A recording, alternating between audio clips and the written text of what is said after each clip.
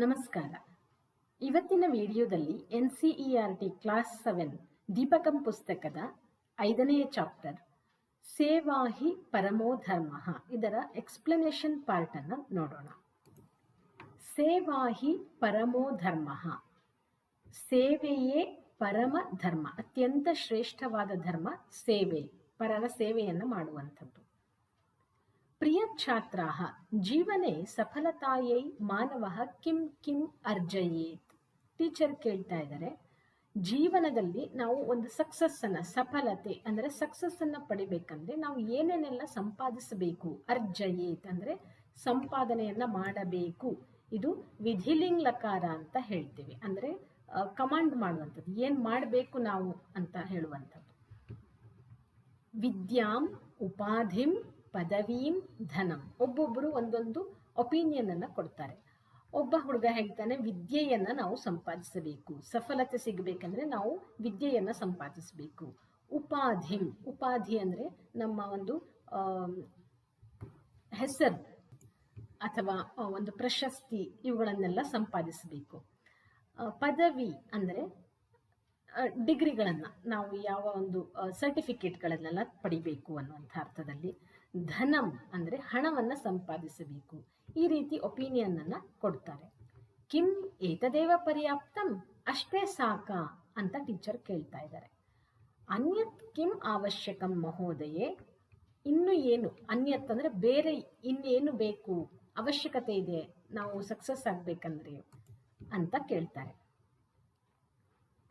ಮಾನವೀಯಾಃ ಗುಣಾಃ ಅಪಿ ಅವಶ್ಯಕಾಃ ಭೋಃ, ಮಾನವೀಯ ಗುಣಗಳು ಸಹ, ಮನುಷ್ಯನಲ್ಲಿ ಇರಬೇಕಾದಂತಹ ಬೇಸಿಕ್ ಗುಣಗಳು, ನಮ್ಮನ್ನು ಮನುಷ್ಯರು ಅಂತ ಯಾಕೆ ಕರಿತೀವಿ, ಮನುಷ್ಯತ್ವ ಅನ್ನುವಂತಹ ಇದು, ಮಾನವೀಯ ಗುಣಗಳೂ ಸಹ ನಮ್ಮ ಸಕ್ಸಸ್ ಅದಕ್ಕೆ ಮ್ಯಾಟರ್ ಆಗ್ತದೆ, ಅವಶ್ಯಕತೆ ಇದೆ. ಭೋಹೋ ಅಂದರೆ ಕ್ಲೋಸ್ ರಿಲೇಷನ್ನಲ್ಲಿ ಹೇಳುವಂಥದ್ದು, ಫ್ರೆಂಡ್ಸ್ಗಳ ಜೊತೆಗೆ ಬೇಕಾಗ್ತದೆ ಕಣೆ ಅಂತ ಹೇಳ್ತೀವಲ್ಲ, ಆ ಅರ್ಥದಲ್ಲಿ ಬರ್ತದೆ. ಯಥಾ ಸಿದ್ಧಾರ್ಥಸ್ಯ ಜೀವನೆ ವಿದ್ಯಾ ಧನಂ ಪದಂ ಚ ಸರ್ವಮಪಿ ಆಸೀತ್, ಕಿಂತು ಮಾನವೀಯ ಗುಣೈಃ ಏವ ಸಹ ಮಹಾತ್ಮ ಬುದ್ಧಃ ಜಾತಃ. ಸಿದ್ಧಾರ್ಥ, ಭಗವಾನ್ ಬುದ್ಧನ ಪೂರ್ವ ಹೆಸರು ಸಿದ್ಧಾರ್ಥ ಅಂತ ಆಗಿತ್ತು. ಅವನು ಒಬ್ಬ ರಾಜಕುಮಾರ ಆಗಿದ್ದ. ಅವನ ಜೀವನದಲ್ಲಿ ಅವನಲ್ಲಿ ವಿದ್ಯೆ ಇತ್ತು, ಧನ ಸಂಪತ್ತು ಇತ್ತು, ಪದವಿ, ರಾಜಕುಮಾರ, ಮುಂದೆ ಅವನು ರಾಜನಾಗುವವನು, ಇವೆಲ್ಲವೂ ಇತ್ತು. ಸರ್ವಂ ಅಪಿ ಆಸೀತ್, ಆಸೀತ್ ಅಂದರೆ ಇತ್ತು, ಭೂತಕಾಲದಲ್ಲಿ ಹೇಳುವಂಥದ್ದು. ಕಿಂತು ಮಾನವೀಯ ಗುಣೈಃ ಏವ ಸಹ ಮಹಾತ್ಮ ಬುದ್ಧಃ ಜಾತಃ, ಅವನಲ್ಲಿ ಪದವಿ ಇದ್ದಾಗ, ಹಣ ಇದ್ದಾಗ ಅಥವಾ ವಿದ್ಯೆ ಇದ್ದಾಗ ಆ ವಿದ್ಯೆಯಿಂದ ಅವನು ಮಹಾತ್ಮನಾಗಲಿಲ್ಲ. ಅವನು ಮಹಾತ್ಮನಾಗಿದ್ದಿದ್ದು ಅವನಲ್ಲಿ ಇದ್ದಂತಹ ಮಾನವೀಯ ಗುಣಗಳಿಂದ. ಕರುಣೆ, ಮುಖ್ಯವಾಗಿ ಅವನಲ್ಲಿದ್ದಿದ್ದು ಕರುಣೆ ಎಂಬಂತಹ ಮಾನವೀಯ ಗುಣ. ಹಾಗೆ ಸೇವೆಯೂ ಸಹ. ಕಿಂತು ಮಾನವೀಯ ಗುಣೈಃ ಏವ ಸಹ ಮಹಾತ್ಮ ಬುದ್ಧಃ ಜಾತಃ, ಆದ ಅಂತ ಹೇಳ್ತಾರೆ. ಆರ್ಯೆ ಕೇ ತೇ ಮಾನವೀಯಾಃ ಗುಣಾಃ, ಆ ಮಾನವೀಯ ಗುಣಗಳು ಯಾವುವು, ನಾವು ಯಾವ ಮಾನವೀಯ ಗುಣಗಳನ್ನು ನಮ್ಮಲ್ಲಿ ಅಳವಡಿಸಿಕೊಳ್ಳಬೇಕು ನಮ್ಮ ಜೀವನದಲ್ಲಿ ನಾವು ಯಶಸ್ವಿಯಾಗಬೇಕಾದರೆ. ಸತ್ಯಂ, ಕರುಣಾ, ಉದಾರತಾ, ಸೇವಾ, ಪರೋಪಕಾರಃ, ಅಕ್ರೋಧಃ ಇತ್ಯಾದಯಃ ಮಾನವೀಯ ಗುಣಾಃ ಸಂತಿ. ಯಾವುದು ಆ ಮಾನವೀಯ ಗುಣಗಳು ಎಂದರೆ ಸತ್ಯವನ್ನು ಹೇಳುವಂಥದ್ದು, ಯಾವಾಗಲೂ ಸತ್ಯವನ್ನೇ ನುಡಿಯುವಂಥದ್ದು, ಕರುಣೆ, ಬೇರೆಯವರಲ್ಲಿ ಕರುಣೆಯನ್ನು ತೋರುವಂಥದ್ದು, ಉದಾರತೆ, ಸೇವಾ ಮನೋಭಾವ, ಪರೋಪಕಾರ, ಬೇರೆಯವರಿಗೆ ಉಪಕಾರವನ್ನು ಮಾಡುವಂಥದ್ದು, ಅಕ್ರೋಧ ಅಂದರೆ ಕೋಪವನ್ನು ಬಿಡುವಂಥದ್ದು. ಇವುಗಳು ಮಾನವೀಯ ಗುಣಗಳಾಗಿ ಪರಿಗಣಿಸಲ್ಪಡ್ತವೆ. ಇದನ್ನು ನಾವು ಸಾಮಾನ್ಯ ಧರ್ಮ ಅಂತಲೂ ಕರಿತೀವಿ. ಎಲ್ಲ ಮನುಷ್ಯರಲ್ಲೂ, ಹುಡುಗ ಆಗಲಿ ಹುಡುಗಿಯಾಗಲಿ, ಯಾವುದೇ ಜಾತಿ ಮತದಲ್ಲಿರಲಿ, ಈ ಮಾನವೀಯ ಗುಣಗಳು ನಮ್ಮಲ್ಲಿ ಇರಬೇಕು, ಆಗಲೇ ನಮ್ಮನ್ನು ಮನುಷ್ಯ ಅಂತ ಕರೀತಾರೆ. ಅದ್ಯ ಏತೈಃ ಗುಣೈಃ ಸಂಬದ್ಧಾಂ ಏಕಾಂ ಕಥಾಂ ಪಠಾಮಃ. ಇಂದು, ಅದ್ಯ ಅಂದರೆ ಇವತ್ತು, ಈ ಗುಣಗಳಿಂದ ಕೂಡಿರುವಂತಹ ಒಂದು ಕಥೆಯನ್ನು ಓದೋಣ. ಕಥಾಂ ಸ್ತ್ರೀಲಿಂಗ, ಏಕಾಂ ಕಥಾಂ ವಿಶೇಷ, ಒಂದು ಕಥೆಯನ್ನು ಕೇಳೋಣ. ಇಲ್ಲಿ ಮಹಾತ್ಮ ಬುದ್ಧನ ಒಂದು ಕಥೆಯನ್ನು ಚಿತ್ರದಲ್ಲೇ ಒಂದು ಕಥೆ ಇದೆ, ಆದರೆ ಚಾಪ್ಟರ್ನಲ್ಲಿ ಬರುವಂತಹ ಕಥೆ ಮಹಾತ್ಮ ಬುದ್ಧನದಲ್ಲ. ಅಲ್ಲಿ ಇದು ಬುದ್ಧನ ಒಬ್ಬ ಸಹೋದರ. ಅವನು ಬುದ್ಧ ಅಂದರೆ ಹಿಂದೆ ಸಿದ್ಧಾರ್ಥನಾಗಿದ್ದಾಗ ಸಿದ್ಧಾರ್ಥ ಯಾವಾಗಲೂ ಕರುಣೆಯನ್ನು, ಬುದ್ಧಿಯನ್ನು ಹೊಂದಿರ್ತಾ ಇದ್ದ. ಎಲ್ಲ ಜೀವಿಗಳ ಮೇಲೂ ಅವನ ಕರುಣೆ ಇರ್ತಾ ಇತ್ತು. ಆದರೆ ಅವನ ಸಹೋದರ ಸ್ವಲ್ಪ ಅಸೂಯೆಯನ್ನು ಹೊಂದಿದ್ದ ಇವನ ಮೇಲೆ. ಹಾಗೆ ಅವನಲ್ಲಿ ಕರುಣಾ ಬುದ್ಧಿ, ಇವುಗಳೆಲ್ಲ ಮಾನವೀಯ ಬುದ್ಧಿಗಳು ಸ್ವಲ್ಪ ಕಡಿಮೆ ಇದ್ದವು. ಒಮ್ಮೆ ಈ ರಾಜಕುಮಾರ ಒಂದು ಹಂಸವನ್ನು, ತಮ್ಮ ಅರಮನೆಯ ಉದ್ಯಾನವನದಲ್ಲಿ ಓಡಾಡ್ತಿದ್ದಂತಹ ಹಂಸಕ್ಕೆ ಬಾಣವನ್ನು ಗುರಿಯಿಟ್ಟು ಹೊಡಿತಾನೆ. ಆದರೆ ಇದನ್ನು ನೋಡಿದಂತಹ ಸಿದ್ಧಾರ್ಥ ತಮ್ಮನಿಂದ ಆ ಹಂಸವನ್ನು ಪಡೆದುಕೊಂಡು ಅದಕ್ಕೆ ಶುಶ್ರೂಷೆಯನ್ನು ಮಾಡಿ ಆ ಹಂಸವನ್ನು ಬಿಟ್ಟು ಬಿಡುತ್ತಾನೆ. ಅಂದರೆ ರಾಜಕುಮಾರರಿಗೆ, ಹಿಂದಿನ ಕಾಲದಲ್ಲಿ ರಾಜಕುಮಾರರಿಗೆ ಬೇಟೆ ಅನ್ನುವಂಥದ್ದು ಮೋಜಿನ ಸಂಗತಿಯಾಗಿತ್ತು. ಅದೇನು ಅವರಿಗೆ ನಿಷಿದ್ಧ ಅಂತ ಇರಲಿಲ್ಲ. ಆದರೆ ಇಲ್ಲಿ ಸಿದ್ಧಾರ್ಥ ರಾಜಕುಮಾರನಾಗಿದ್ದರೂ ಸಹ ಅವನಲ್ಲಿರುವಂತಹ ಕರುಣಾಗುಣದಿಂದ ಅವನು ಯಾವುದೇ ಬೇಟೆಯನ್ನು ಸಹ ಆಡ್ತಾ ಇರಲಿಲ್ಲ. ಆದರೆ ಬೇಟೆಯನ್ನು ಆಡುವುದು ಎಂಬುದು ಕ್ರೂರ ಪ್ರಾಣಿಗಳನ್ನು ಬೇಟೆ ಆಡಬಹುದೇ ಹೊರತು ಈ ರೀತಿ ಹಂಸ, ಮೊಲ ಮೊದಲಾದಂತಹ ಸಾಧು ಪ್ರಾಣಿಗಳನ್ನು ಬೇಟೆಯಾಡುವುದು ಬಹಳ ಕೆಟ್ಟ ಕೆಲಸ ಎನ್ನುವಂಥದ್ದು ಅವನ ಅಭಿಪ್ರಾಯವಾಗಿತ್ತು. ಮುಂದೆ ಇಲ್ಲಿ ಆಮ್ ಮಾನ್ಯೆ ವಯಂ ಅಪಿ ಪಠಿತುಂ ಇಚ್ಛಾಮಹ. ಸ್ಟೂಡೆಂಟ್ಸ್ ಎಲ್ಲ ಹೇಳ್ತಾರೆ, ನಾವು ಆ ರೀತಿಯ ಒಂದು ಸೇವಾ ಮನೋಭಾವವುಳ್ಳಂತಹ ಒಂದು ಕಥೆಯನ್ನು ಕೇಳಲಿಕ್ಕೆ ಇಷ್ಟಪಡ್ತೇವೆ. ಕಥೆ ಹೀಗಿದೆ. ನಾಗಾರ್ಜುನ ಪ್ರಸಿದ್ಧ ರಸಾಯನಶಾಸ್ತ್ರಜ್ಞ ಚಿಕಿತ್ಸಕ ಚ ಆಸೀತ್. ನಾಗಾರ್ಜುನ ಎಂಬಂತಹ ಒಬ್ಬ ಮನುಷ್ಯ, ಅವನು ಪ್ರಸಿದ್ಧ, ಒಬ್ಬ ಫೇಮಸ್ ರಸಾಯನಶಾಸ್ತ್ರಜ್ಞ. ರಸಾಯನಶಾಸ್ತ್ರಜ್ಞ ಅಂದರೆ ಕೆಮಿಸ್ಟ್ ಅಂತ ಹೇಳಬಹುದು. ಔಷಧಿಗಳನ್ನು ತಯಾರು ಮಾಡುವವರು. ಹಾಗೆ ಚಿಕಿತ್ಸಕ ಅಂದರೆ ಡಾಕ್ಟರ್ ಕೂಡ ಆಗಿದ್ದರು. ಆಗಿನ ಕಾಲದಲ್ಲಿ ಆಯುರ್ವೇದ ಪದ್ಧತಿ ಅಂದರೆ ಡಾಕ್ಟರುಗಳು ತಾವೇ ಔಷಧವನ್ನು, ರಸಾಯನಗಳನ್ನು ಪ್ರಿಪೇರ್ ಮಾಡಿ ಅದನ್ನು ಕೊಡಬೇಕಾಗಿತ್ತು. ಸಹ ಅಹೋರಾತ್ರಂ ಪ್ರಯೋಗಶಾಲಾಯಾಂ ಕಾರ್ಯಂ ಕರೋತಿ ಸ್ಮ. ನಾಗಾರ್ಜುನ ಸಹ ಕಹ ನಾಗಾರ್ಜುನ ಅಹೋರಾತ್ರಂ, ಅಹಹ ಅಂದರೆ ಬೆಳಿಗ್ಗೆ, ರಾತ್ರಿ ಅಂದರೆ ರಾತ್ರಿ ಕಾಲದಲ್ಲಿ, ಅಂದರೆ ಬೆಳಿಗ್ಗೆ ರಾತ್ರಿ ಸಮಯದ ಪರಿವಿಲ್ಲದೆ ಪ್ರಯೋಗಶಾಲೆಯಲ್ಲೇ ಯಾವಾಗಲೂ ತನ್ನ ಕೆಲಸವನ್ನು ಮಾಡ್ತಾ ಇದ್ದ. ಪ್ರಯೋಗಶಾಲಾ, ಲ್ಯಾಬೊರೇಟರಿ ಅಂತ ಹೇಳ್ಬೋದು. ಏಕದ ಇಲ್ಲಿ ಕರೋತಿಸ್ಮ ಅನ್ನುವಂಥದ್ದು, ಕರೋತಿ ಅಂದರೆ ಮಾಡುತ್ತಾನೆ, ಸ್ಮ ಅನ್ನುವಂಥದ್ದು ಇದನ್ನು ಭೂತಕಾಲಕ್ಕೆ ಪರಿವರ್ತನೆ ಮಾಡ್ತದೆ. ಮಾಡುತ್ತಿದ್ದ ಅನ್ನುವ ಅರ್ಥದಲ್ಲಿ ಬರ್ತದೆ. ಲಿಖತಿಸ್ಮ ಬರೆಯುತ್ತಿದ್ದನು, ಪಠತಿಸ್ಮ ಓದುತ್ತಿದ್ದನು. ಈ ರೀತಿಯಲ್ಲೂ ಸಹ ಭೂತಕಾಲದ ಕ್ರಿಯಾಪದವನ್ನು ನಾವು ಫ್ರೇಮ್ ಮಾಡಬಹುದು. ಏಕದ ಸಹ ಮಹಾರಾಜಂ ನಿವೇದಿತವಾನ್. ಒಮ್ಮೆ ಅವನು ಮಹಾರಾಜನನ್ನ ನಿವೇದಿಸಿಕೊಳ್ತಾನೆ, ರಿಕ್ವೆಸ್ಟ್ ಮಾಡ್ತಾನೆ. ಏನಂತ? ಮಹಾರಾಜ ಮಮ ಚಿಕಿತ್ಸಾ ಕಾರ್ಯಾಯ ಏಕಃ ಸಹಾಯಕಃ ಅವಶ್ಯಕಃ ಇತಿ. ನನ್ನ ಚಿಕಿತ್ಸೆಯ ಕಾರ್ಯಕ್ಕೋಸ್ಕರ ನನಗೊಬ್ಬ ಸಹಾಯಕ ಬೇಕು. ಯಾಕೆಂದರೆ ಇಲ್ಲಿ ರಸಾಯನವನ್ನು ಪ್ರಿಪೇರ್ ಮಾಡಬೇಕು, ಹಾಗೆ ಚಿಕಿತ್ಸೆಯನ್ನೂ ಕೊಡಬೇಕು. ದಿನ ರಾತ್ರಿ ಇಡೀ ಅವನ ಕೆಲಸವೆಲ್ಲ ಪ್ರಯೋಗಶಾಲೆಯಲ್ಲೇ ಕಳೆಯುವುದರಿಂದ ಅವನಿಗೆ ಒಬ್ಬ ಸಹಾಯಕನ ಅವಶ್ಯಕತೆ ಇದೆ. ಸಹಾಯಕ ಅಂದರೆ ಹೆಲ್ಪರ್, ಒಬ್ಬ ಹೆಲ್ಪರ್ ಬೇಕು ನನಗೆ ಅಂತ ಕೇಳ್ತಾನೆ. ರಾಜ ಏತದ್ ಅಂಗೀಕೃತವಾನ್ ಉಕ್ತವಾನ್ ಚ. ರಾಜನು ಇದನ್ನು, ಅವನು ಹೇಳಿದ್ದ ಒಂದು ರಿಕ್ವೆಸ್ಟನ್ನು ಅಂಗೀಕೃತವಾನ್ ಉಕ್ತವಾನ್ ಚ. ಇಲ್ಲಿ ಅಂಗೀಕೃತವಾನ್ ಉಕ್ತವಾನ್ ಅನ್ನುವಂಥದ್ದು ಕ್ರಿಯಾಪದಗಳು. ಇವುಗಳನ್ನು ನಾವು ಭೂತಕಾಲದಲ್ಲಿ ನೋಡ್ತಾ ಇದ್ದೇವೆ. ಅಂಗೀಕೃತವಾನ್ ಅಂಗೀಕರಿಸಿದನು ಅಂದರೆ ಆಕ್ಸೆಪ್ಟ್ ಮಾಡಿದನು, ಉಕ್ತವಾನ್ ಹೇಳಿದನು ಅಂತ ಅರ್ಥ.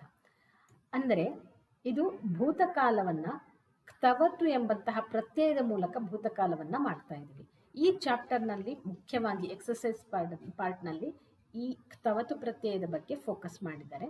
ಅದನ್ನು ಇದರ ಒಂದು ಎಕ್ಸ್ಪ್ಲನೇಷನ್ಗಳನ್ನು ನಾವು ಎಕ್ಸಸೈಸ್ ಪಾರ್ಟ್ನಲ್ಲಿ ನೋಡೋಣ, ಮುಂದಿನ ವಿಡಿಯೋದಲ್ಲಿ ನೋಡೋಣ. ಅಂಗೀಕೃತವಾನ್, ಕೃತವಾನ್ ಮಾಡಿದನು, ಉಕ್ತವಾನ್ ಹೇಳಿದನು. ಇಲ್ಲಿ ಒಂದು ವಿಶೇಷ ಅಂದರೆ ನಮ್ಮ ಕ್ರಿಯಾಪದದಲ್ಲಿ ಸಾಮಾನ್ಯವಾಗಿ 3 ಲಿಂಗಗಳಿಗೂ ಒಂದೇ ಕ್ರಿಯಾಪದವನ್ನು ಉಪಯೋಗಿಸ್ತೇವೆ. ಉದಾಹರಣೆಗೆ ವದತಿ, ಸಹ ವದತಿ, ಸಾ ವದತಿ, ತತ್ವದತಿ. ಆದರೆ ಈ ತವತು ಪ್ರತ್ಯಯವನ್ನು ಮಾಡಿ ಬಂದಂತಹ ಈ ಕ್ರಿಯಾಪದಗಳು ಪುಲ್ಲಿಂಗ, ಸ್ತ್ರೀಲಿಂಗ, ನಪುಂಸಕಲಿಂಗಗಳಲ್ಲಿ ಬೇರೆ ಬೇರೆ ಆಗಿರುತ್ತೆ. ಉದಾಹರಣೆಗೆ ಕೃತವಾನ್ ಪುಲ್ಲಿಂಗದಲ್ಲಿ, ಮಾಡಿದನು, ಕೃತವತಿ ಸ್ತ್ರೀಲಿಂಗದಲ್ಲಿ, ಕೃತವತ್ ನಪುಂಸಕಲಿಂಗದಲ್ಲಿ, ಉಕ್ತವಾನ್ ಪುಲ್ಲಿಂಗ, ಉಕ್ತವತಿ ಸ್ತ್ರೀಲಿಂಗ, ಉಕ್ತವತ್ ನಪುಂಸಕಲಿಂಗ. ಇಲ್ಲಿ ರಾಜ ಪುಲ್ಲಿಂಗದಲ್ಲಿರೋದ್ರಿಂದ ಕೃತವಾನ್, ಉಕ್ತವಾನ್ ಅಂತ ಬಂತು. ಅಸ್ತು ಅಹಂ ವ್ಯವಸ್ಥಾಂ ಕರೋಮಿ, ಆಗಲಿ ನಾನು ಅದಕ್ಕೆ ವ್ಯವಸ್ಥೆಯನ್ನು ಮಾಡ್ತೇನೆ. ಶ್ವಃ ಕೇಚನ ಯೋಗ್ಯಾಹ ಯುವಕಾಹ ಆಗಮಿಷ್ಯಂತಿ, ನಾಳೆ ನಿನ್ನಲ್ಲಿಗೆ ಕೇಚನ ಕೆಲವು ಯೋಗ್ಯರಾದ ಯುವಕರು ಬರ್ಲಿಕ್ಕಿದ್ದಾರೆ. ಮುಂದೆ ಭವಿಷ್ಯತ್ ಕಾಲ, ನಾಳೆ ಭವಿಷ್ಯತ್ ಕಾಲದಲ್ಲಿರುವಂಥದ್ದು. ಆಗಚ್ಚತಿ ಕ್ರಿಯಾಪದ, ಆಗಮಿಷ್ಯಂತಿ, ಆಗಮಿಷ್ಯತಿ ಅನ್ನುವಂಥದ್ದು ಭವಿಷ್ಯದಲ್ಲಿ. ಇಲ್ಲಿ ಬಹುವಚನ ಇರೋದ್ರಿಂದ ಯುವಕಾಹ ಆಗಮಿಷ್ಯಂತಿ ಅಂತ ಆಗ್ತದೆ. ಭವಾನ್ ಪರೀಕ್ಷಾಂ ಕೃತ್ವಾ ತೇಷು ಯುವಕೇಶು ಕಮಪಿ ಯೋಗ್ಯಂ ಸ್ವೀಕರೋತು ಇತಿ. ನಾಳೆ ಕೆಲವೊಂದು ಯೋಗ್ಯರಾದ ಯುವಕರನ್ನು ನಾನು ಕಳಿಸ್ಕೊಡ್ತೇನೆ ನಿನ್ನಲ್ಲಿಗೆ. ನೀವು ಅವರ ಪರೀಕ್ಷೆಯನ್ನು ಮಾಡಿ ನಿಮಗೆ ಬೇಕಾದಂತಹ ಯೋಗ್ಯನಾದ ಕಮ್ ಅಪಿ, ಯಾರನ್ನಾದರೂ ಒಬ್ಬ ಯುವಕನನ್ನು, ತೇಷು ಯುವಕೇಶು ಅಷ್ಟು ಯುವಕರಲ್ಲಿ ಒಬ್ಬನನ್ನು, ಯೋಗ್ಯನನ್ನು ಸ್ವೀಕರಿಸಿ, ಅಪಾಯಿಂಟ್ ಮಾಡ್ಕೊಳ್ಳಿ ಅಂತ ಹೇಳ್ತಾನೆ. ಅನ್ಯಸ್ಮಿನ್ ದಿನೇ ದ್ವೌ ಯುವಕೌ ಆಗತವಂತೌ. ಇನ್ನೊಂದು ದಿನ ರಾಜನ ಜೊತೆ ಈ ರೀತಿ ಮಾತುಕತೆ ಆದ ನಂತರ ಇನ್ನೊಂದು ದಿನದಲ್ಲಿ ದ್ವೌ ಯುವಕೌ, ಇಬ್ಬರು ಯುವಕರು, ಯುವಕಃ ಯುವಕೌ, ಆಗತವಂತೌ. ಇದು ಮೇಲೆ ನೋಡಿದ ಕ್ರಿಯಾಪದ ತವತು ಪ್ರತ್ಯಯದಿಂದ ಬಂದಂಥದ್ದು. ಆಗತವಾನ್, ಇಲ್ಲಿ ಯುವಕಃ ಪುಲ್ಲಿಂಗ ಇರೋದ್ರಿಂದ ದ್ವಿವಚನಕ್ಕೆ ಹೋಗಬೇಕು. ಆಗತವಾನ್ ಏಕವಚನ, ಆಗತವಂತೌ ದ್ವಿವಚನ. ಆಗತವಾನ್, ಆಗತವಂತೌ, ಆಗತವಂತಹ ಅಂತ ಆಗ್ತದೆ. ಇಲ್ಲಿ ಆಗತವಂತೌ ದ್ವಿವಚನದಲ್ಲಿದೆ. ಇನ್ನೊಂದು ದಿನ ಇಬ್ಬರು ಯುವಕರು ಅವನಲ್ಲಿಗೆ ಬರ್ತಾರೆ. ನಾಗಾರ್ಜುನ ದ್ವಯೋಃ ವಿದ್ಯಾಭ್ಯಾಸ ವಿಷಯೇ ಪೃಷ್ಟವಾನ್. ನಾಗಾರ್ಜುನ ಅವರಿಬ್ಬರ ಒಂದು ವಿದ್ಯಾಭ್ಯಾಸ ವಿಷಯ ಅಂದರೆ ಯಾವ ಡಿಗ್ರಿಯನ್ನು ಪಡ್ಕೊಂಡಿದ್ದಾರೆ, ಕ್ವಾಲಿಫಿಕೇಶನ್ ಬಗ್ಗೆ ಪೃಷ್ಟವಾನ್, ಪೃಚ್ಛತಿ ಅನ್ನುವ ಕ್ರಿಯಾಪದದ ತವತು ಪ್ರತ್ಯಯ ಪೃಷ್ಟವಾನ್ ಅಂತ ಆಗ್ತದೆ. ಕೇಳಿದನು. ದ್ವಯೋಃ ಅಪಿ ವಿದ್ಯಾಭ್ಯಾಸ ವಿಷಯ ಸಮಾನಃ ಏವ ಆಸೀತ್. ದ್ವಯೋಃ ಅಪಿ ಇಬ್ಬರೂ ಸಹ ಕ್ವಾಲಿಫಿಕೇಶನ್, ವಿದ್ಯಾಭ್ಯಾಸ ವಿಷಯದಲ್ಲಿ ಇಬ್ಬರು ಸಮಾನರೇ ಆಗಿದ್ದರು. ಅಂದರೆ ಇಬ್ಬರು ಒಂದೇ ಕ್ವಾಲಿಫಿಕೇಶನ್ ಇತ್ತು ಅವರಲ್ಲಿ. ಹಾಗಿದ್ರೆ ಯಾರನ್ನ ಸೆಲೆಕ್ಟ್ ಮಾಡುವಂಥದ್ದು? ತದಾ ನಾಗಾರ್ಜುನ ತೌ ಏಕಂ ವಿಶಿಷ್ಟಂ ರಸಾಯನಂ ನಿರ್ಮಾಯ ಆಗಚ್ಚತಾಂ ಇತಿ ಸೂಚಿತವಾನ್. ಆಗ ನಾಗಾರ್ಜುನ ಏನು ಮಾಡ್ತಾನೆ, ಅವರಿಗೆ ಏಕಂ ವಿಶಿಷ್ಟಂ ರಸಾಯನಂ, ಯಾವುದಾದರೂ ಒಂದು ವಿಶಿಷ್ಟವಾದ ಒಂದು ಸ್ಪೆಷಲ್ ಔಷಧವನ್ನು ನಿರ್ಮಾಯ ಪ್ರಿಪೇರ್ ಮಾಡಿ, ಆಗಚ್ಚತಾಂ ಇಬ್ಬರು ಬನ್ನಿ ಅಂತ. ಆಗಚ್ಚತು, ಆಗಚ್ಚತಾಂ, ಆಗಚ್ಚಂತು ಲೋಟ್ಲಕಾರದಲ್ಲಿದೆ, ಇಬ್ಬರ ಇರೋದರಿಂದ ದ್ವಿವಚನದಲ್ಲಿದೆ. ಒಂದು ವಿಶಿಷ್ಟವಾದ ರಸಾಯನವನ್ನು ಪ್ರಿಪೇರ್ ಮಾಡಿಕೊಂಡು ಬನ್ನಿ ಅಂತ ಹೇಳ್ತಾನೆ. ಸೊ ಅದರ ಮೇಲೆ ನಿಮ್ಮ ಒಂದು ಯಾರನ್ನು ಸೆಲೆಕ್ಟ್ ಮಾಡುವಂಥದ್ದು ನಾನು ನಿರ್ಧರಿಸ್ತೇನೆ ಅನ್ನುವ ಅರ್ಥದಲ್ಲಿ. ತದರ್ಥಂ ದಿನದ್ವಯಸ್ಯ ಅವಸರಂ ದತ್ತವಾನ್. ಅದಕ್ಕೋಸ್ಕರ ಆ ವಿಶಿಷ್ಟ ರಸಾಯನವನ್ನು ತಯಾರು ಮಾಡಿಕೊಂಡು ಬರೋದಕ್ಕೋಸ್ಕರ ದಿನದ್ವಯಸ್ಯ 2 ದಿನದ ಅವಸರಂ, ಒಂದು ಅವಧಿಯನ್ನು ಕೊಡುತ್ತಾನೆ. ದತ್ತವಾನ್, ದದಾತಿಯ ತವತು ಪ್ರತ್ಯಯ ದತ್ತವಾನ್ ಅಂತ ಆಗಿದೆ. ಅದರ ಜೊತೆಗೆ ಇನ್ನೊಂದು ವಿಷಯವನ್ನು ಸೂಚಿಸ್ತಾನೆ. ಏನು? ಗಮನ ಸಮಯೇ ರಾಜಮಾರ್ಗೇಣ ಗಚ್ಚತಾಂ ಇತ್ಯಪಿ ಸೂಚಿತವಾನ್. ಮನೆಗೆ ಹೋಗ್ಬೇಕಂದ್ರೆ, ಈಗ ವಾಪಸ್ ಹಿಂತಿರುಗಬೇಕಾದ್ರೆ, ಗಮನ ಸಮಯ ಹೋಗಬೇಕಾದ್ರೆ ರಾಜಮಾರ್ಗ ಅಂದರೆ ಅಲ್ಲಿ ಹಿಂದಿನ ಇದರಲ್ಲಿ ರಾಜಧಾನಿ, ರಾಜನ ಅರಮನೆಯ ಒಂದು ಮಾರ್ಗ ಅಂತ ಹೇಳಬಹುದು. ಇಲ್ಲಿ ನಾವು ಸಾಮಾನ್ಯವಾಗಿ ರಾಜಮಾರ್ಗ ಅಂತ ತಗೊಳ್ಳೋದಾದ್ರೆ ಮೇನ್ ರೋಡ್ ಅಂತ ಏನು ಹೇಳ್ತೀವಿ, ಮುಖ್ಯ ದಾರಿಯಲ್ಲೇ ಹೋಗಿ, ಯಾವುದು ಅಡ್ಡದಾರಿಯಲ್ಲಿ ಹೋಗಬೇಡಿ, ರಾಜಮಾರ್ಗೇಣ ಗಚ್ಚತಾಂ, ರಾಜಮಾರ್ಗದಲ್ಲಿಯೇ ಹೋಗಬೇಕು ನೀವು ಅಂತ ಹೇಳ್ತಾನೆ, ಸೂಚಿಸ್ತಾನೆ. ದಿನದ್ವಯಾನಂತರಂ ನಾಗಾರ್ಜುನಸ್ಯ ಸಮೀಪೆ ಪ್ರಥಮಃ ಯುವಕಃ ಆಗತವಾನ್. 2 ದಿನದ ಒಂದು ಅವಧಿಯನ್ನ ಕೊಟ್ಟಿದ್ನಲ್ವ, ಅದನ್ನು ಮುಗಿದ ನಂತರ ದಿನದ್ವಯ ಅನಂತರಂ ನಾಗಾರ್ಜುನನ ಸಮೀಪಕ್ಕೆ ಪ್ರಥಮಃ ಯುವಕ, ಇಬ್ಬರಲ್ಲಿ ಒಬ್ಬ, ಪ್ರಥಮಃ ಯುವಕ, ಮೊದಲನೆಯ ಯುವಕ, ಆರ್ಡಿನಲ್ ನಂಬರಲ್ಲಿ ಪ್ರಥಮಃ ಯುವಕ ಆಗತವಾನ್, ಆಗಚ್ಚತಿ ಕ್ರಿಯಾಪದದ ಕ್ತವತು ಪ್ರತ್ಯಯ, ಇಲ್ಲಿ ಆಗತವಾನ್ ಅಂತ ಆಯಿತು. ಬಂದನು. ಔಷಧ ನಿರ್ಮಾಣೆ ಕಿಮಪಿ ಕಷ್ಟಂ ನ ಅಭವತ್ ಖಲು ಇತಿ ನಾಗಾರ್ಜುನ ಪೃಷ್ಟವಾನ್. ಅಲ್ಲಿಗೆ ಬಂದಂತಹ ಆ ಯುವಕನನ್ನ ನಾಗಾರ್ಜುನ ಕೇಳ್ತಾನೆ, ಪೃಷ್ಟವಾನ್ ಕೇಳುತ್ತಾನೆ, ಕೇಳಿದನು ಅಂತ. ಔಷಧ ನಿರ್ಮಾಣದಲ್ಲಿ, ಔಷಧಿಯನ್ನು ತಯಾರಿಸ್ಕೊಂಡು ಬಂದಿದ್ಯಲ್ವಾ, ಆ ಔಷಧ ಪ್ರಿಪೇರ್ ಮಾಡಬೇಕಂದ್ರೆ ಕಿಮಪಿ ಕಷ್ಟಂ ನ ಅಭವತ್ ಖಲು, ಯಾವುದೇ ಕಷ್ಟ ಆಗಲಿಲ್ವಲ್ಲ ನಿಂಗೆ ಅಂತ ಕೇಳ್ತಾನೆ ನಾಗಾರ್ಜುನ. ಯುವಕಃ ಸ್ವನಿಷ್ಠಾಂ ದರ್ಶಯಿತು ಸ್ವಗೃಹಸ್ಯ ಸಮಸ್ಯಾಹ ವರ್ಣಿತವಾನ್.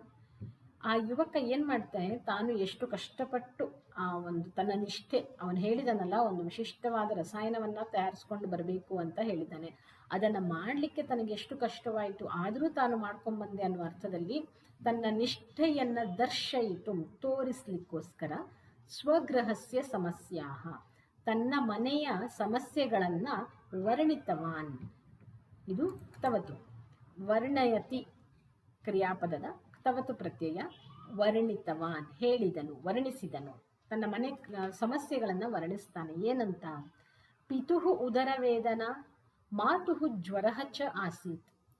ತಂದೆಗೆ ಉದರವೇದನ, ಉದರ ಅಂದರೆ ಹೊಟ್ಟೆ, ಹೊಟ್ಟೆ ನೋವಿತ್ತು.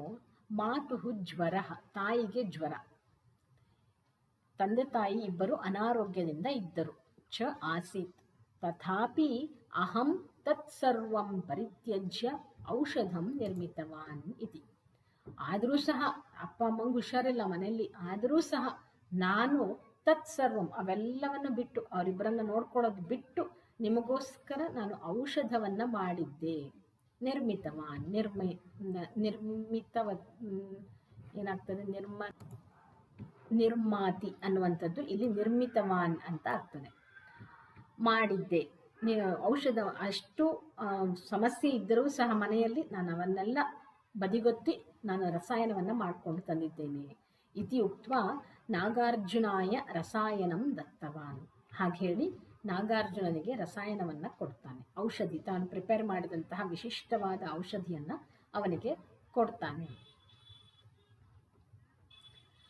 ತದಭ್ಯಂತರೆ ದ್ವಿತೀಯ ಯುವಕ ಅಪಿ ಆಗತವಾನ್. ಆ ಮಧ್ಯದಲ್ಲಿ 2ನೆಯ ಯುವಕನೂ ಸಹ ಬರ್ತಾನೆ ಅಲ್ಲಿಗೆ. ಸಹ ಖಿನ್ನಃ ಆಸೀತ್. ಆ ಯುವಕ ಖಿನ್ನಃ ಅಂದರೆ ದುಃಖಿತಃ, ಬೇಜಾರಲ್ಲಿ ಇದ್ದ. ಅವನನ್ನು ನಾಗಾರ್ಜುನ ಕೇಳ್ತಾನೆ. ತಮಪಿ ನಾಗಾರ್ಜುನ ಪೃಷ್ಟವಾನ್, ತಮ್ ಅಪಿ ನಾಗಾರ್ಜುನ ಪೃಷ್ಟವಾನ್, ಕೇಳಿದನು. ಏನಂತ, ನೀವು ಮಾಡ್ಕೊಂಬಂದಿರುವಂತಹ ಔಷಧಿ ಎಲ್ಲಿದೆ? ತದಾ ಯುವಕ ಉಕ್ತವಾನ್. ಆಗ ಯುವಕ ಹೇಳ್ತಾನೆ, ಅಹಂ ಔಷಧಂ ನಿರ್ಮಾತುಂ ನ ಶಕ್ತವಾನ್ ಇತಿ. ನಾನು ಔಷಧವನ್ನು ಅದನ್ನು ಪ್ರಿಪೇರ್ ಮಾಡಲಿಕ್ಕೆ ನ ಶಕ್ತವಾನ್, ನನಗೆ ಅದನ್ನು ಮಾಡಲಿಕ್ಕೆ ಸಾಧ್ಯ ಆಗಲಿಲ್ಲ. ಇತಿ ಕಿಮರ್ಥಂ ನ ಶಕ್ತವಾನ್, ಯಾಕೆ ನನಗೆ ಸಾಧ್ಯವಾಗಲಿಲ್ಲ? ಇತಿ ನಾಗಾರ್ಜುನ ಪೃಚ್ಛತಿ. ಕಿಮರ್ಥಂ ನ ಶಕ್ತವಾನ್, ಇಲ್ಲಿ ಶಕ್ತವಾನ್ ಅನ್ನುವಂಥದ್ದು ಕ್ತವತು ಪ್ರತ್ಯಯದಲ್ಲಿದೆ, ಶಕ್ಯತೆ ಎನ್ನುವ ಕ್ರಿಯಾಪದದ್ದು. ನಾಗಾರ್ಜುನ ಕೇಳ್ತಾನೆ, ಯಾಕೆ ನನಗೆ ಸಾಧ್ಯವಾಗಲಿಲ್ಲ? ಯುವಕ ಉಕ್ತವಾನ್, ಯುವಕ ಹೇಳ್ತಾನೆ, 2ನೇ ಯುವಕ ಹೇಳ್ತಾ ಇರೋದು ಇಲ್ಲಿ, ರಾಜಮಾರ್ಗೆ ಅಹಂ ಕಿಂಚಿತ್ ರೋಗಿಣಂ ದೃಷ್ಟವಾನ್. ರಾಜಮಾರ್ಗದಲ್ಲಿ, ಮನೆಗೆ ಹಿಂತಿರುಗಬೇಕಾದ್ರೆ ರಾಜಮಾರ್ಗದಲ್ಲಿ ನಾನು ಯಾರೋ ಒಬ್ಬ ರೋಗಿಯನ್ನ ನೋಡಿದೆ. ರೋಗಿನ್ನ ಶಬ್ದ ಇಲ್ಲಿ, ರೋಗಿಣಂ ರೋಗಿಯನ್ನು ನೋಡಿದೆ. ತಸ್ಯ ಪರಿಸ್ಥಿತಿ ಶೋಚನೀಯ ಆಸೀತ್. ಅವನ ಪರಿಸ್ಥಿತಿ ಅನ್ನುವಂಥದ್ದು ಶೋಚನೀಯವಾಗಿತ್ತು, ತುಂಬ ಕೆಟ್ಟದಾಗಿತ್ತು. ಅಹಂ ತಂ ಸ್ವಗೃಹಂ ನೀತವಾನ್, ನಾನು ಅವನನ್ನು ಅಲ್ಲೇ ಬಿಡಲಿಲ್ಲ. ನನಗೆ ತುಂಬ ಕರುಣೆ ಬಂದು ಏನಾಯಿತು, ನಾನು ಅವನನ್ನು ನನ್ನ ಮನೆಗೆ ಕರ್ಕೊಂಡು ಹೋದೆ. ದಿನದ್ವಯಂ ದಿನದ್ವಯಂ ತಸ್ಯ ಏವ ಸೇವಾಯಾಂ ನಿರತಃ ಆಸಂ. ಮುಂದೆ 2 ದಿನ ತಸ್ಯ ಅವನ ಸೇವೆಯಲ್ಲೇ ನಿರತನಾಗಿದ್ದೆ. ಆಸಂ ಅನ್ನುವಂಥದ್ದು ಭೂತಕಾಲ. ಆಸೀತ್ ಇದರ ಉತ್ತಮ ಪುರುಷ ಏಕವಚನದಲ್ಲಿದೆ. 2 ದಿನ ಸಹ ನಾನು ಅವನ ಸೇವೆಯಲ್ಲೇ ನಿರತನಾಗಿದ್ದೆ. ಅದ್ಯ ಪ್ರಾತಃ ಸಹ ಸ್ವಸ್ಥಃ ಅಭವತ್. ಇವತ್ತು ಬೆಳಗ್ಗೆ ಅವನು ಹುಷಾರಾದ, ಸ್ವಸ್ಥ ಆರೋಗ್ಯವಂತನಾದ. ಅಭವತ್ ಅನ್ನುವಂಥದ್ದು ಭೂತಕಾಲ. ಅಭವತ್ ಆದ, ಭವತಿ ಇದರ ಭೂತಕಾಲ. ಅಭವತ್ ಆದನು. ಅಹಂ ತತಃ ಸಾಕ್ಷಾತ್ ಅತ್ರ ಆಗತವಾನ್. ಅಹಂ ಅದಾದ ನಂತರ ಅಲ್ಲಿಂದ ನಾನು ಸಾಕ್ಷಾತ್ ಕೂಡಲೇ ಇಲ್ಲಿಗೆ ಬಂದೆ. ಆಗತವಾನ್ ಬಂದಿದ್ದೆ ಅಂತ ಹೇಳ್ತಾನೆ. ರಸಾಯನ ನಿರ್ಮಾಣಾರ್ಥಂ ಸಮಯಂ ಏವ ನ ಪ್ರಾಪ್ತವಾನ್ ಇತಿ. 2 ದಿನವು ದಿನದ್ವಯಂ ಕೊಟ್ಟ ಅವಧಿಯ 2 ದಿನ. ಆ 2 ದಿವಸ ನಾನು ಸೇವೆಯಲ್ಲಿ ಅವನ ಶುಶ್ರೂಷೆಯಲ್ಲಿ ನಿರತನಾಗಿದ್ದರಿಂದ ರಸಾಯನ ನಿರ್ಮಾಣಾರ್ಥಂ ಔಷಧವನ್ನ ನಿರ್ಮಾಣ ಮಾಡಲಿಕ್ಕೆ ನನಗೆ ಸಮಯವೇ ಸಿಗಲಿಲ್ಲ ಅಂತ ಹೇಳ್ತಾನೆ. ಇದು 2ನೇ ಯುವಕ ಹೇಳುವಂಥದ್ದು. ತದನಂತರಂ ನಾಗಾರ್ಜುನ ದ್ವಿತೀಯಂ ಯುವಕಂ ಸಹಾಯಕತ್ವೇನ ಸ್ವೀಕೃತವಾನ್. ಅದಾದ ನಂತರ ಏನ್ ಮಾಡ್ತಾನೆ ನಾಗಾರ್ಜುನ, 2ನೇ ಯುವಕ ಯಾರು ಔಷಧವನ್ನ ಮಾಡಿಕೊಂಡು ಬರಲಿಲ್ಲವೋ ಆ ಯುವಕನನ್ನೇ ಸಹಾಯಕನನ್ನಾಗಿ ನೇಮಿಸಿಕೊಳ್ತಾನೆ. ರಾಜ ಏತಂ ವೃತ್ತಾಂತಂ ಶ್ರುತ್ವ ಆಶ್ಚರ್ಯಂ ಪ್ರಕಟಿತವಾನ್. ರಾಜನಿಗೆ ಈ ವಿಷಯ ಗೊತ್ತಾಗ್ತದೆ. ನಾಗಾರ್ಜುನ 2ನೇ ಯುವಕನನ್ನ ಚೂಸ್ ಮಾಡಿದ್ದಾನೆ. ಅವನು ಏನು ರಸಾಯನವನ್ನ ಪ್ರಿಪೇರ್ ಮಾಡದೆ ಹೋದ್ರು ಸಹ, ನಾಗಾರ್ಜುನ ಕೊಟ್ಟಂತಹ ಒಂದು ಟಾಸ್ಕ್ ಅನ್ನ ಕಂಪ್ಲೀಟ್ ಮಾಡದೆ ಹೋದ್ರು ಸಹ ಅವನನ್ನೇ ಸೆಲೆಕ್ಟ್ ಮಾಡಿದ್ದಾನೆ ಅಂತ ಗೊತ್ತಾದಾಗ ಆಶ್ಚರ್ಯವನ್ನ ವ್ಯಕ್ತಪಡಿಸ್ತಾನೆ. ಸಹ ನಾಗಾರ್ಜುನಂ ಪೃಷ್ಟವಾನ್. ಅವನು ನಾಗಾರ್ಜುನನನ್ನ ಕೇಳಿದನು. ಪ್ರಥಮ ಯುವಕ ಔಷಧಂ ಕೃತ್ವ ಆನೀತವಾನ್. ಪ್ರಥಮ ಯುವಕ, 1ನೇ ಯುವಕ ಔಷಧವನ್ನ ತಯಾರಿಸಿ ತೆಗೆದುಕೊಂಡು ಬಂದಿದ್ದ. ಆನಯತಿ ಅದರ ತವತು ಪ್ರತ್ಯಯ. ದ್ವಿತೀಯ ತಥಾ ನ ಕೃತವಾನ್. 2ನೇ ಯುವಕ ಹಾಗೆ ಮಾಡಲಿಲ್ಲ. ತಥಾಪಿ ಭವಾನ್ ಕಿಮರ್ಥಂ ದ್ವಿತೀಯಂ ಚಿತವಾನ್.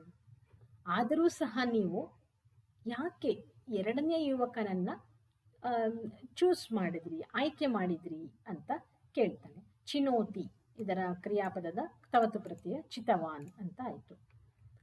ನಾಗಾರ್ಜುನ ಅವದತ್. ನಾಗಾರ್ಜುನ ಹೇಳ್ತಾನೆ. ನಾಗಾರ್ಜುನ ಹೇಳಿದನು. ಇಲ್ಲಿ ಈ ಚಾಪ್ಟರ್ನಲ್ಲಿ ನಾವು ಅಬ್ಸರ್ವ್ ಮಾಡಿದ್ರೆ 3 ರೀತಿಯಲ್ಲಿ ಭೂತಕಾಲವನ್ನ ಹೇಳಬಹುದು. ಒಂದು ಅವದತ್, ಅವದತಾಂ, ಅವದನ್ ಅನ್ನುವ ರೀತಿಯಲ್ಲಿ. ಇನ್ನೊಂದು ಸ್ಮ ಎನ್ನುವಂತಹದ್ದನ್ನು ಉಪಯೋಗಿಸಿ, ಶಬ್ದವನ್ನು ಉಪಯೋಗಿಸಿ, ಕರೋತಿ ಸ್ಮ, ವದತಿ ಸ್ಮ ಈ ರೀತಿಯಲ್ಲಿ. ಹಾಗೆ 3ನೇದಾಗಿ ತವತು ಪ್ರತ್ಯಯವನ್ನು ಉಪಯೋಗಿಸಿ. ಇಲ್ಲಿ ಅವದತ್, ನಾಗಾರ್ಜುನ ಹೇಳಿದನು.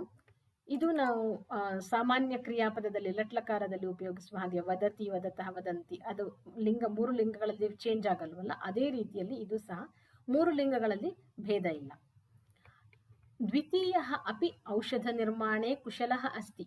2ನೇ ಯುವಕನೂ ಸಹ ಔಷಧ ನಿರ್ಮಾಣದಲ್ಲಿ ಕುಶಲನೇ ಆಗಿದ್ದಾನೆ ಅವನು. ಯಾಕಂದ್ರೆ ಅವನ ಕ್ವಾಲಿಫಿಕೇಶನ್ ಇಬ್ಬರದ್ದು ಸೇಮ್ ಇತ್ತಲ್ವಾ. ಕಿಂತು ತೇನ ಸಮಯ ನ ಪ್ರಾಪ್ತ. ಆದರೆ ಅವನಿಗೆ ಮಾಡಲಿಕ್ಕೆ ಸಮಯ ಸಿಗಲಿಲ್ಲ.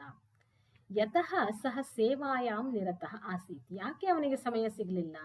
ಯಾಕೆಂದ್ರೆ ಸಹ ಸೇವಾಯಾಂ ನಿರತಃ ಆಸೀತ್.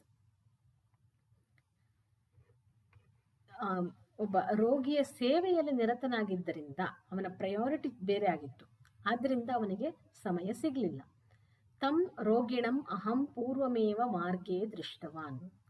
ಅವರಿಬ್ಬರು ಯುವಕರು ಮೊದಲ ದಿನ ಬಂದಾಗ ನಾಗಾರ್ಜುನ ಒಂದು ಸೂಚನೆಯನ್ನ ಕೊಟ್ಟಿರ್ತಾನೆ, ರಾಜಮಾರ್ಗದಲ್ಲೇ ಹೋಗಬೇಕು ಅಂತ. ಯಾಕೆ ಹಾಗೆ ಹೇಳಿದ ಅನ್ನೋದಕ್ಕೆ ಆನ್ಸರ್ ಇಲ್ಲಿದೆ. ಆ ರೋಗಿಯನ್ನ, ದ್ವಿತೀಯ ಯುವಕ ಯಾವ ರೋಗಿಯನ್ನ ನೋಡಿದ್ನೋ ರಾಜಮಾರ್ಗದಲ್ಲಿ, ಆ ರೋಗಿಯನ್ನ ಮೊದಲ 2 ದಿನದ ಮುಂಚೆ ನಾಗಾರ್ಜುನ ರಾಜಮಾರ್ಗದಲ್ಲಿ ನೋಡಿದ್ದ.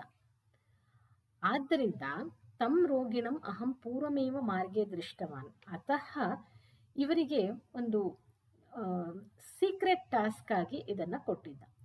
ರಾಜಮಾರ್ಗೇಣ ಗಂತವ್ಯಂ, ಹೋಗಬೇಕು ಅಂತ ಅಹಂ ಯುವಕದ್ವಯಂ ಸೂಚಿತವಾನ್, ಅವರಿಬ್ಬರು ಯುವಕರಿಗೆ ನಾನು ಸೂಚಿಸಿದ್ದೆ. ಪ್ರಥಮಃ ರೋಗಿಣಂ ದೃಷ್ಟ್ವಾ ಅಪಿ ಅಗ್ರೇ ಗತವಾನ್, ಮೊದಲ ಯುವಕ ಏನ್ ಮಾಡ್ದ, ರೋಗಿಯನ್ನ ನೋಡಿದಾನೆ. ರಾಜಮಾರ್ಗದಲ್ಲಿ ಹೋಗಬೇಕಾದ್ರೆ ರೋಗಿಯನ್ನ ನೋಡಿಯೂ ಸಹ ಹಾಗೆ ಮುಂದಕ್ಕೆ ಹೋಗಿದ್ದಾನೆ.